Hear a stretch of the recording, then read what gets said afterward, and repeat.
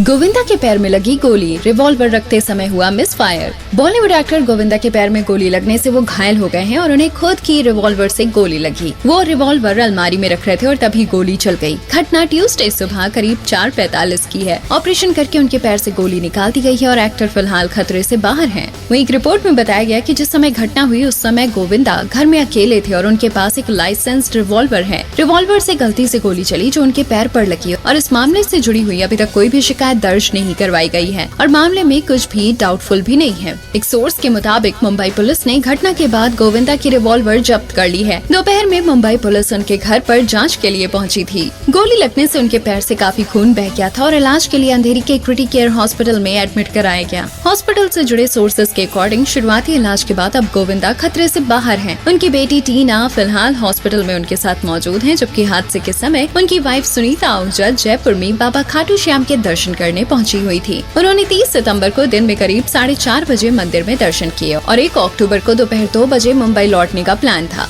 Tuesday सुबह करीब 5 बजे उन्हें इस घटना की जानकारी मिली। वहीं गोविंदा के मैनेजर शशि सिन्हा ने बताया कि वो एक प्रोग्राम के लिए कोलकाता जा रहे थे। 6 बजे की फ्लाइट थी। अलमारी में रिवॉल्वर रखते हुए मिस फायर हुआ और उनके घुटने के नीचे गोली लग गई। उन्हें तुरंत अंधेरी के हॉस्पिटल ले जाया गया। गोली निकाल दी गई है और उनकी हालत खतरे से बाहर है। घबराने की कोई बात नहीं है। वहीं गोविंदा के भांजे कृष्णा की wife Kashmira Shah क्रिटी care hospital पहुंची।